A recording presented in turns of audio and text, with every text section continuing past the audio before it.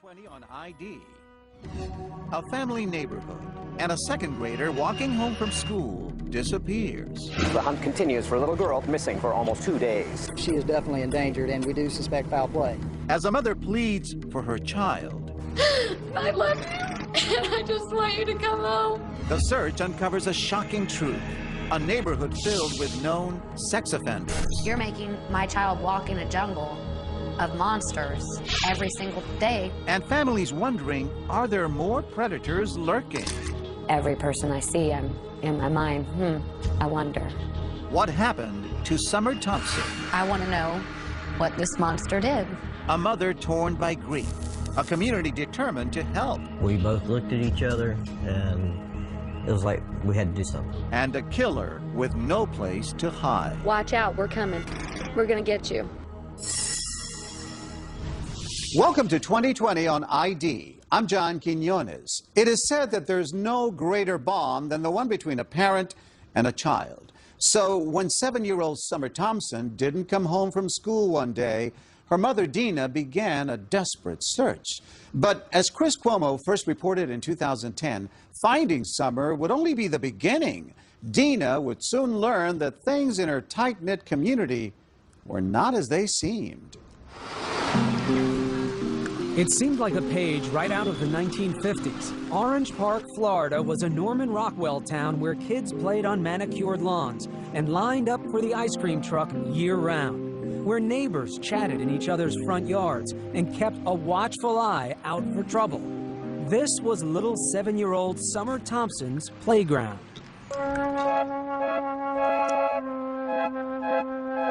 They nicknamed her Grace. Because she was so klutzy. I mean, she could not walk and chew bubble gum at the same time. But she loved to dance. She wanted to be a ballerina. But there was nothing awkward about Summer when it came to showing her affection. I mean, she just wanted to hug everybody. She just always wanted everybody to be happy with her. Not surprising, then, that Summer took it to heart whenever she got teased. What does a pretty girl like that get teased about? She, she had problems, like, actually with her speech, like, yiddle instead of little. And she was in some special classes to try to help her with that kind of thing, and that they made fun of that fact. Our story starts here, October 2009, when that teasing came to a head. Summer was walking home from school with her older sister, her twin brother, and some friends. A schoolmate made fun of her, and the two exchanged words. Upset, Summer ran off past the other children, disappearing into the crowd ahead. But when her twin brother and older sister arrived home just 15 minutes later, Summer wasn't there. Dina, a medical receptionist, had a friend waiting at the house to watch the kids that afternoon. I texted my friend, and I said, just wanted to check and make sure that everybody made it home okay. He texted me back that Summer didn't come home from school. That was at 4:03 that afternoon, more than an hour after school let out. I mean, panic-stricken from the moment I got that text back. I couldn't get that through my brain. Like, what do you mean she didn't come home? She's never done that before. And what calls do you make? Every single person that I could possibly think of in our neighborhood who I had a phone number for, whether it be her older brother's friends, whether it be her older sister's friends, anybody and everybody who lives in my neighborhood. Armed with flashlights, neighbors searched through yards, parked cars, and sheds for any... Within hours, hundreds of residents from Orange Park, Florida were out in the streets searching. By evening, Dina Thompson was living every parent's worst fear, the unthinkable. Summer had vanished in plain sight. I love you, and I just want you to come home. I just want you to come home. The mystery on everyone's mind, how could this have happened without anyone seeing a thing? Nothing. It's a bright and sunshiny day. It's 15-mile-an-hour school zone. Just about everyone on her street knew Summer, the little girl who considered everyone a friend. This man lived more than a half-mile away, but says Summer and her siblings often chatted with him on their way home from school. They loved to play with his dogs. Very trusting. I hate to say it, but, she was the type of person, she didn't know no stranger. And the school crossing guard says it was hard to miss the little girl who always gave him a hug. But on that day, he says he didn't see her. She is definitely endangered, and we do suspect foul play. By nightfall, Dina Thompson was numb with fear. Summer was out there in the cold and dark. She only had her little, like, jogging suit jacket on, and that's all I can remember thinking is that she's somewhere cold and hungry and scared. I mean, all I could do was stay outside because if she was going to be cold, I was going to be cold. Through the night, neighbors kept hope alive, singing Summer's favorite song. You are my sunshine, my only sunshine. You make me happy. The 7-year-old is now the center of a nationwide Amber Alert, even though there is no confirmation she was abducted. Day 2, Dina took her appeal nationwide. She's one of the most loving little girls in the whole wide world. She doesn't know a stranger, and if somebody has her, please just bring her home. She's got a twin, and he misses her, and we all miss her, and we just want her to come home okay. That's all I wanted. I didn't care at that point if this thing got in trouble or not, as long as she got brought back to me safe, alive. Were you believing at that point? Maybe? No, I can't explain it, but I just knew that she was gone. On a hunch, one detective thought to search the dumpsters, but they'd already been collected and were headed off in 23 different trucks to a landfill in Folkestone, Georgia. Police halted the trucks en route and began sorting through 564 tons of garbage, looking for one little girl. With deep regret and sadness that I have to inform you that a body has been found. 48 hours after Summer went missing, the world finally heard the news, which Dina Thompson had already known deep down in her gut. All I remember is losing it. I mean, literally losing it. Neighbors telling me they could hear me, the shrills across the street. The senselessness of it. Why mine? Why anyone's? And my baby was thrown in the trash. How could you do that? How could anyone do that? Pray for her. That she goes home. Oh. Within hours, police were on the trail of a monster. There is a child killer on the loose, and that's why we're going to catch this person and bring him to justice. This house, which was being renovated at the time, was their first stop. It was the last place anyone said they'd seen Summer alive. He says he was at this home Monday afternoon, and Summer ran up to the place and told workers they were doing a good job on the renovations. According to reports, there was another reason police were possibly interested in this house. The rug, which Summer's body was allegedly wrapped in, may have come from the construction dumpster there. According to these Clay County public records, Vincent Design and Bill is the construction And then, company. what seemed like a huge red flag. One of the men working at the construction house was a registered sex offender. But the community was in for another shock. Turns out being a registered sex offender here, in this seemingly pristine neighborhood, is all too common.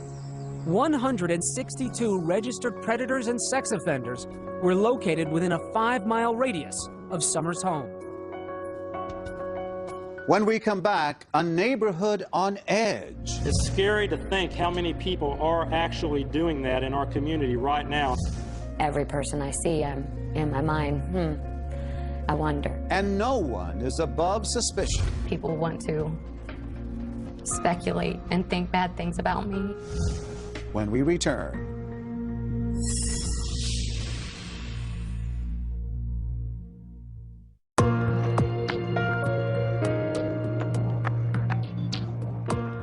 Seven-year-old Summer Thompson has vanished while walking home from school. As police continue their investigation, early clues point to someone nearby. But are they looking in the right direction? Once again, Chris Cuomo. As the hunt continues for a little girl. Was wearing a red jumpsuit. She had a red bow in her ponytail. The missing 7-year-old's mother pleaded for her daughter's return. You don't do this to a little baby and put my baby in the trash.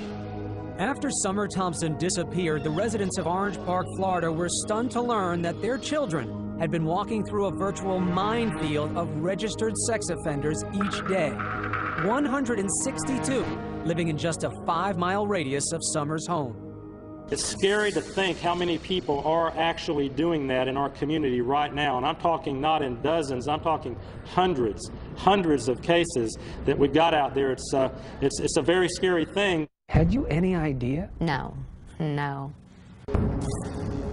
Another surprise for Dina Thompson was that early on, she and her friends were under suspicion, because in many other missing child cases, family members have been implicated. That's one of the things that hurts me the most, that people want to speculate and think bad things about me. When it came out how many predators were in the neighborhood, Dina says she took more heat for being a single working mother who let her kids walk home themselves from school. But that decision was really made by the state of Florida. By law, because Dina lived less than a mile away from school, her kids weren't eligible for busing. Unbelievably, in Florida and 22 other states, registered sex offenders can live and work within 1,000 feet of a school. That makes no sense to me. You're making my child walk in a jungle of monsters every single day walking home from school. According to these Clay County public records, Vincent Design and Build is the construction company working on the vacant home on Gano Avenue. George Vinson was one of those offenders. He worked at that construction house along Summer's route from school. But Vinson hadn't worked there that day, and his story checked out. The two men who had been there were also cleared. By all accounts, Summer had left this house alive. Within days, police had accounted for the whereabouts of all registered sex offenders in the area. But Dina Thompson couldn't shake the feeling that the killer was still nearby, watching. Every person I see, I'm in my mind, I wonder. Neighbors told us they too eyed each other with suspicion. Just it makes you just not feel comfortable and not feel safe in your own neighborhood. It's a shame. Several of them voiced concerns about an older man living just down the street, known as Grandpa Charlie, whom they said often took little girls for rides on his bicycle. But further investigation cleared Grandpa Charlie of any connection to Summer's murder. Police then turned their attention to another man. This one lived closer to Summer's school. There's only one house between the one where Summer was last seen and the corner where the crossing guard says he never saw Summer pass by. That home is owned by Richard Corpus. Come on, let's go. Corpus is a 55-year-old handyman who works out of his home and spends a lot of time talking to kids. I'm always outside. I mean, I see the kids in the morning, I'm loading up my equipment. I see them in the afternoon. I'm, coming in from cutting grass. I got lots of kids that pass by. We first met Corpus a few weeks after Summer was killed. We found him standing at the corner near his house, greeting children on their way to school. Here he is pulling out his new puppy from inside his vest. He says kids love dogs. I still will go out and greet kids and let them pet my little dog, because I think it brings happiness to the kids in the neighborhood. Corpus says he used to find Summer with her face pressed up against his chain-link fence. Just so the dog will go and lick her face. Because she always ran out to pet every animal. Dina knew her daughter was drawn to dogs, and it had always worried her. It would drive me crazy. I'd be like, Summer, I know you love animals, but you don't know these people, and there's bad in this world, and it would hurt Mommy so bad if you never came back, and my worst nightmare is here. Over the next month, police honed in on Corpus. He says they seized his computers and monitored his calls. I'm not a predator, but I can tell you this, every time the police walk in my house, I start shaking. I know they're following me. I know that they're into my computer, looking, analyzing, and I'm not trying to get emotional, but I'm telling you quite honestly, there are 30 kids right now that are waiting for a Santa Claus. That's because Corpus usually plays Santa at the local Filipino club each year, but not anymore. Because I'm afraid one of these parents will turn around and try to make me out something that I'm not, but just a good, kind man. Corpus says the neighbors had it all wrong. He says he wants to protect the children.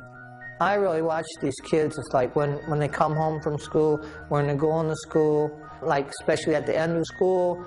But, the reason I watch the kids is because I'm scared for their safety. When we get back, police keep Corpus in the crosshairs, but turn their attention in a new direction. Why did the shed at this house suddenly disappear? He would run from the shed back there and just run back and forth, back and forth. He'd be out there sometimes 5:30 in the morning just running. New suspect comes into focus. Stay with us.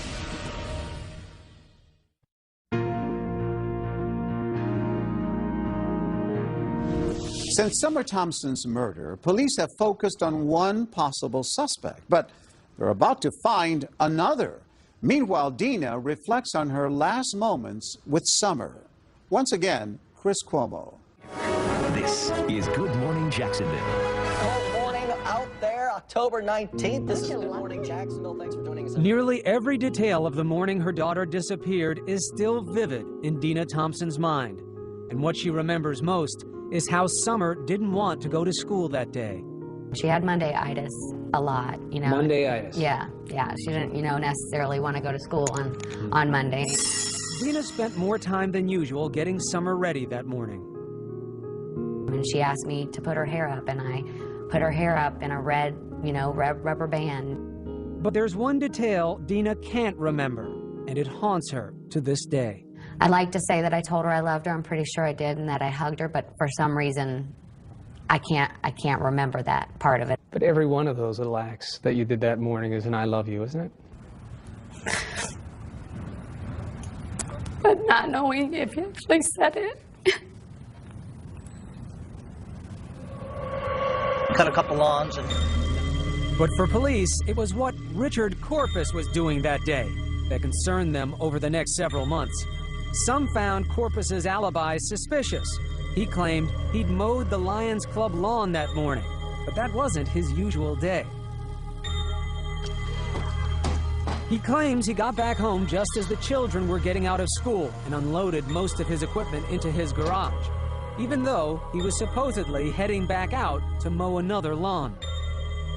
Corpus says he never saw Summer that day, but he does remember seeing Summer's twin brother and sister pass by.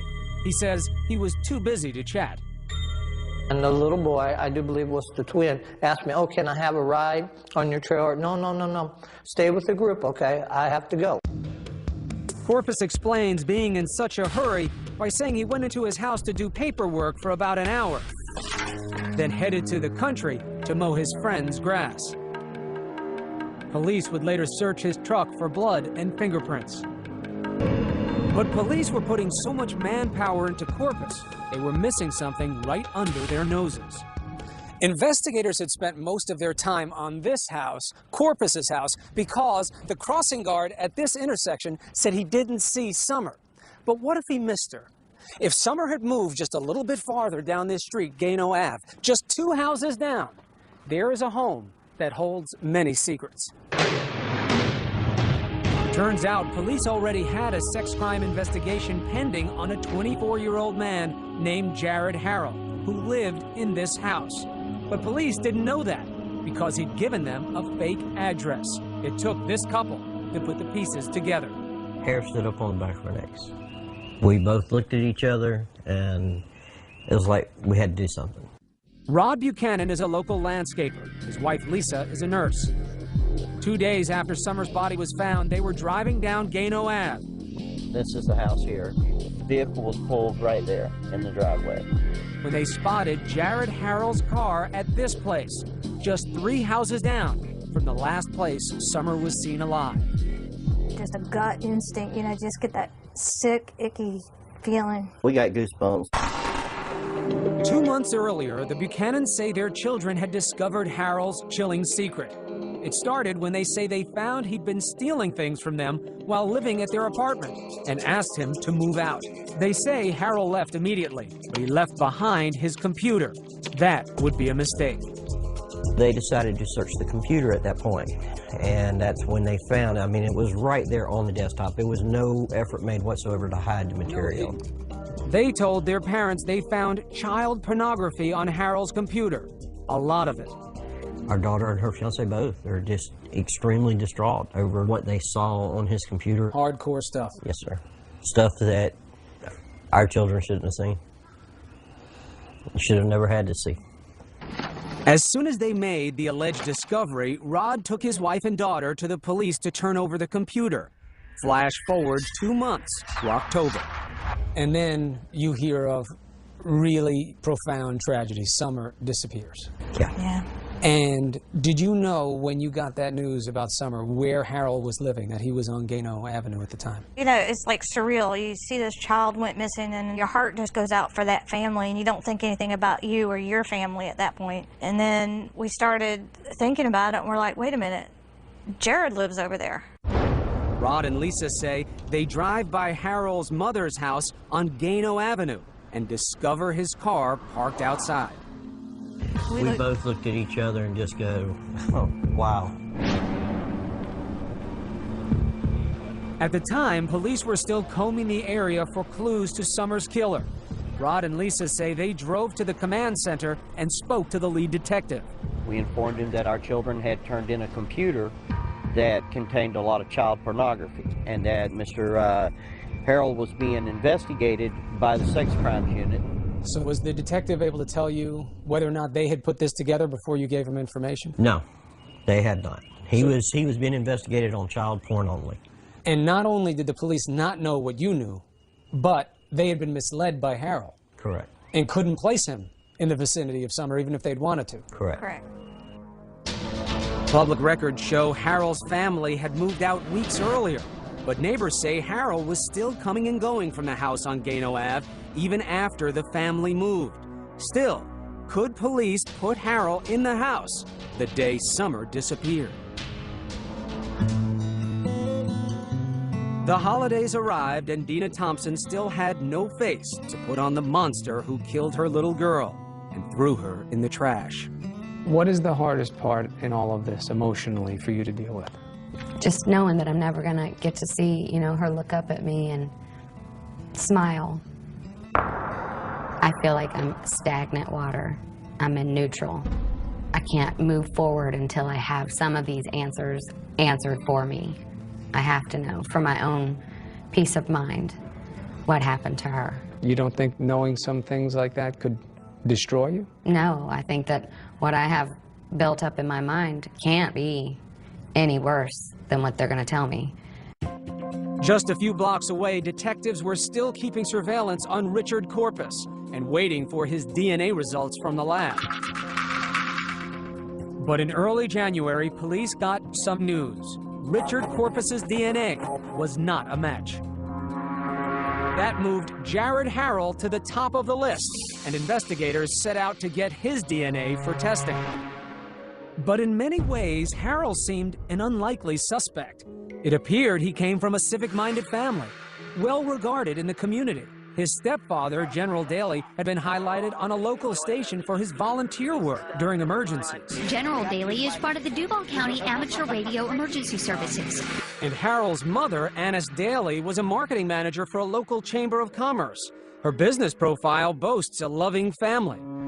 But nobody knew the unimaginable truth about Harold's family life and why 21 years ago, a Mississippi judge had ruled his mother unfit and her children had been taken away.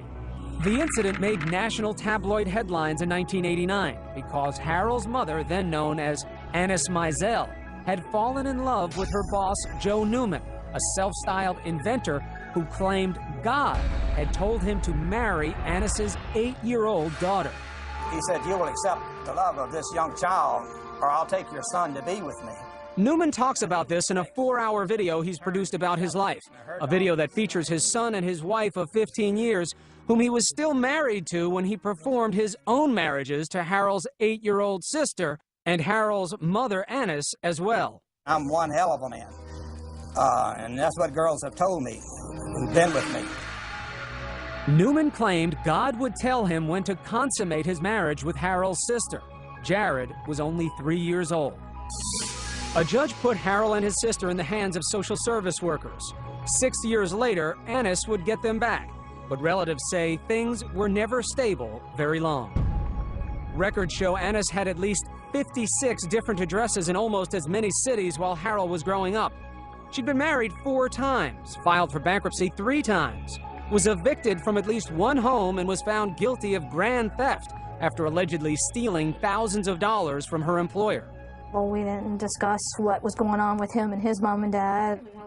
All this came as a shock to Lisa and Rod Buchanan, who had known Harold's current stepfather from their church for several years and never guessed Jared was so troubled. You would look at this guy and you'd say, big, gentle giant. Wouldn't hurt a flea. So how would this gentle giant, who was unknown to Summer Thompson's family, lure her into this house? Well, it turns out there was someone living here that Summer liked a lot. It wasn't Jared Harrell. It was a dog. This dog, which according to a classmate, Summer sometimes stopped to play with on their walk home from school. Shortly after Summer's death, people noticed the dog was gone, and so was this shed, which neighbors say had been in the side yard of the house on Gano Ave the day Summer disappeared. And Harold had moved out too, shortly after Summer was murdered. He went to live with his mother some 30 miles away, and the shed went with him. According to his new neighbors, Harold was acting strangely from the start. He would run from the shed back there and just run back and forth, back and forth. He'd be out there sometimes 5:30 in the morning just running. They say he'd run for hours as if trying to shake off something that was tormenting him. Just like crazy running, like a kid would run when they're mad. And around January, they also started noticing something else. Suddenly, police were staking out their neighborhood. They would sit like at the end of the road and other people's driveways. Then suddenly, Harold vanished. He fled to Meridian, Mississippi, not far from where he was born. He'd gone to stay with his aunt, who, according to her postings on the internet, is a self-proclaimed artist of the macabre, exhibiting a fascination for death, tortured bodies, and mutilation. Police track Harold down, and in February they arrest him on 29 counts of child pornography based on computer evidence brought to them by the Buchanans months earlier. Harold pleads not guilty. They also name him as a person of interest in the Summer Thompson case. Mr. Harold, you are charged with 29 counts of possession of photographs of sexual performance by a child. Police then searched Harold's mother's house and the one on Gano Avenue in hopes of finding evidence to link him to Summer's murder. When we get back, the questions begin to mount. Why hadn't police gotten Harold off the street before that fateful day when Summer passed by? And Harold's mother makes a surprising jailhouse call. And the thing is that I'm your alibi, so I have to be real careful. Stay with us.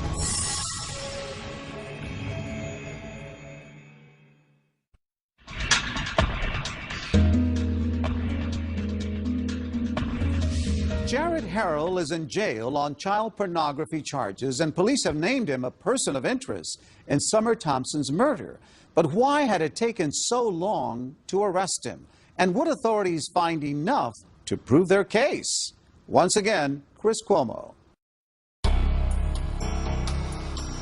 Police worked late into the night as they searched both houses where Jared Harrell lived, looking for evidence to link him to the murder of Summer Thompson.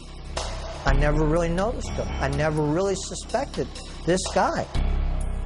2 houses away, Richard Corpus, the man who police had suspected for months, was breathing a sigh of relief. If I didn't have a family, I'd probably be dead. I probably would have killed myself around Christmas. Because that's how deep it got to me. Because I couldn't clear my name. In the meantime, Jared Harrell was sitting in a Mississippi jail on $1 million bond. A few days after his arrest for child pornography, Harrell's mother gives him a call. Keep your chin up, keep your mouth shut, and get an attorney. Just don't believe anything. Honey, I don't believe anything. Trust me. And the thing is that I'm your alibi, so I have to be real careful. Police records say Harrell and his mother both claim they were together during the critical hours that Summer disappeared. So who was this 24-year-old who still lived with his mother and depended on her financially? Relatives say Harrell had always been overweight and slow in school. He'd often been picked on, even by his 2 younger stepbrothers. His MySpace profile, taken down just before the arrest, paints a picture in contrasts. There was the 250-pound kid who could laugh at fat jokes on YouTube videos. Is this face really strung up? And then glimpses of someone who can't take it anymore, seemingly wanting revenge. Tops on his playlist a song called Waking the Demon, in which the victim of bullying is transformed by blind rage, viciously attacking and killing his tormentor. A peek into the mind of someone who's about to snap, or nothing more than just teenage angst. We were lucky that when they threw him out that he didn't go off the deep end and kill him. To be honest with you, that's what I thought. Rod Buchanan's daughter, Katie, was Harold's former roommate. He says when Katie turned in Harold's computer 2 months before Summer went missing, she told police she feared Harold might have done more than just look at those pictures. He might have known some of the children. After all, Harold had plenty of access to kids. He babysat the children of family members, and they lived in a neighborhood filled with young children. But it would take 6 weeks before police would get a search warrant to look at Harold's computer, and several more months would pass before they searched Harold's home, even though they'd been tipped off by the Buchanans that Harold lived nearby. Turned out Katie's fears were real. Right, remain silent. Anything you say can will be used against you. Police say they found Harold's camera containing a video with horrifying images of Harold molesting a 3-year-old child. The victim was a relative. Harold was charged with 26 more counts, including molestation. Again, he pleaded not guilty. The mother of the child he'd molested recognized where the alleged crime took place, in Harold's bedroom on Gano Ave. And the question on everybody's mind was, what took police so long to get Harold off the street? What if they had acted sooner, when the computer had first been brought to their attention back in August? Would Summer still be alive? Of course he could have been off the streets. He could have been. Tammy Lears is a computer forensics expert who's worked on several high-profile cases involving child porn. She says the concern that Harold might have known at least one of his victims should have been an immediate red flag. That is probable cause in all of the cases I've seen. That was enough to look. That was enough to go in and get a search warrant so that they could do a forensic preview. Lears says what makes this case different is that police had a tip that Harold might have been molesting someone he knew. They should have acted immediately to see whether there was a child in danger. Because as it turns out, that was true. 2020 repeatedly asked the sheriff's office for an interview about their investigation. They declined. But police issued a statement saying they followed protocol. They say Harold claimed he was being set up, and after an ambiguous response on a polygraph from one of the roommates, police say they first had to rule out Katie and her fiancé as suspects. Our children were basically treated as primary suspects, and their internet records were searched, their financial records were searched. They actually had to go through lie detector tests. Our baby cried because they searched her underwear drawer. For 2 months, they investigated them. You don't wonder, under the category of what if, that time had been spent looking at Harold instead of your daughter and her fiancé? I think they were looking at him at the same time. He just wasn't cooperating. But the Buchanans actually defend police. Who's to say that even if they went out and arrested him when we turned it in, with being his first offense, that he would have been out the next day or two anyways? And you know, there's a lot of what ifs. What if our kids had not looked at that computer? What if our kids had turned the other way when they found what they found on that computer? A lot of questions wound up coming up about the investigation and why it took so long. What's your take on that? I would say to all the people that have questioned that, to look at it from just a very simple point of view. If I came up to your house or your office, picked up your computer and walked it into a police department and told them that it contained something illegal and that it belonged to you, would you expect the authorities to rush out and arrest you and ruin your name, your life, your reputation, all on my say-so? So you're forgiving of the timeline. You say these things take Yes, time. absolutely. Buchanan says it wasn't what police did that bothered him. It's how the public reacted, harassing his family after news broke, even making death threats. I really expected the public to be behind them 100%. I expected the public to be out there saying, wow, way to go, guys. They've been accused of turning on a family friend for a reward. Ironically, they can't even get the reward because they turned Harold in to police instead of to the Crime Stoppers hotline. Buchanan says they could have used that money to pay for his children's therapy because of all of this. She still has nightmares. And the stuff that she saw was so horrific that she can't get it out of her head? It's just burning images. Even the detective told us it's stuff that no one should ever have to see in their lifetime.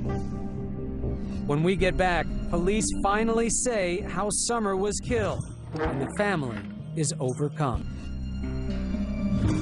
Stay with us.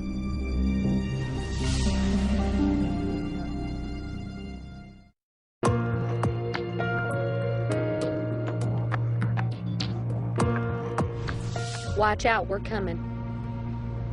We're gonna get you. This was Dina Thompson just days after Summer disappeared.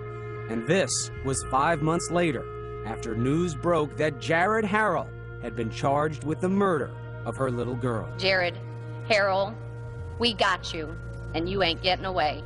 Police said they had a DNA match along with other forensic evidence. He contacted Summer as she was walking home from school. We have evidence that will show that Harold assaulted Summer and killed her and dumped her body in a dumpster, which ultimately ended up in a landfill in Folkestone, Georgia. They were certain they had their man, but Harold pleaded not guilty. I mean, I want to talk to him. Months earlier, before she ever knew whom would be charged, Dina told us she wanted to meet the killer face to face. What would you say? Why? Give me your best excuse, your best reason as to why you had to do this. I just want to hear how pathetic he is. Did somebody tick you off that day? Did, you couldn't get a woman your age? But after the arrest, we wondered whether the passage of time or learning about Harold had changed her perspective. Does it help you understand where he got it from, how he got to this point? No, I don't feel sorry for him. You make choices in life, and all of us go through trials and tribulations. I've been through similar circumstances in my life. You make choices. Stop the cycle, end the abuse. Don't do this. After Harold was charged, Dina finally did get a few answers, but they were difficult to hear.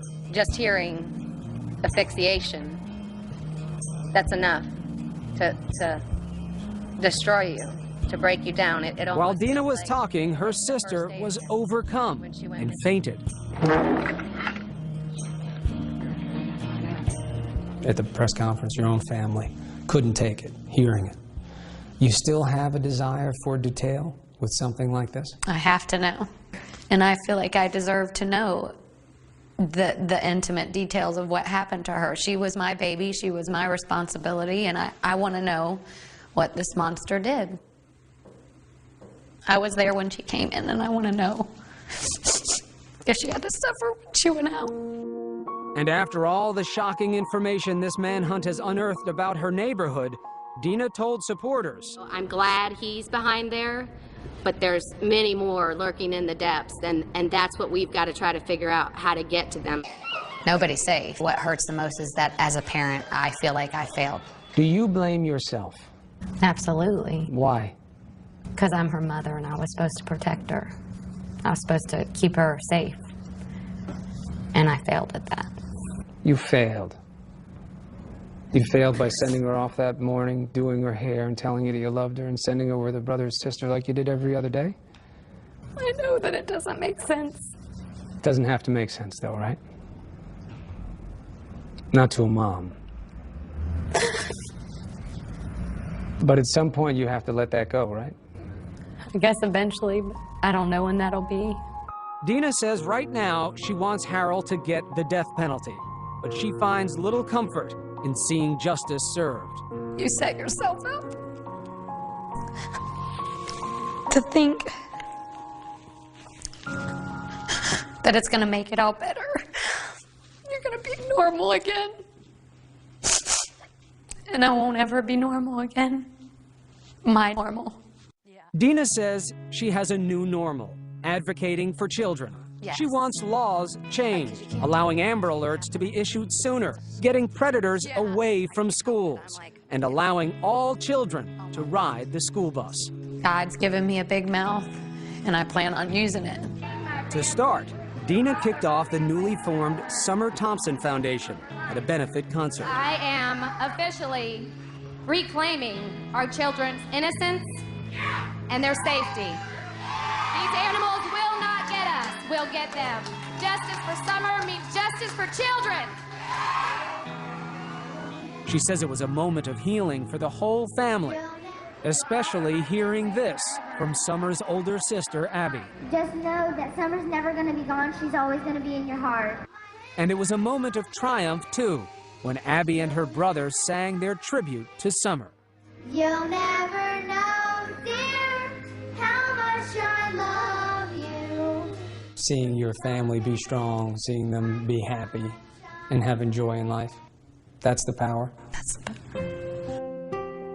And for Summer's twin, a mother's special wisdom to help him carry on. He's asked me, do you think that she has her invisible eyes where she can see through the roof and see through the top bunk and see me? And I said, she's got her invisible eyes. And I tell him that he'll see her in his dreams, and that someday, none of us know when, we'll all be back together. And I said, it will be like you were never apart. You have a message for parents. What is it? What do you want to tell parents like me? Your child could be taken in the blink of an eye, and you'll never see them again. And that is the worst feeling I can even imagine. If they want to do something with you and you think they're going to make a bigger mess, so what? Play games with them, read stories to them, tell them you love them, tell them often. Love your kids. They're a gift from above, and you don't know how long you have with them. Love them with every ounce of your being. Please don't take my sunshine away.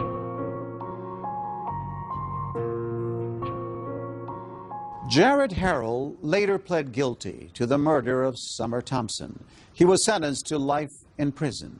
As of 2015, the changes to the laws that Dina advocated for have yet to be enacted, but she continues to hope they one day will be. I'm John Quinones. Please join us next time for another edition of 2020 on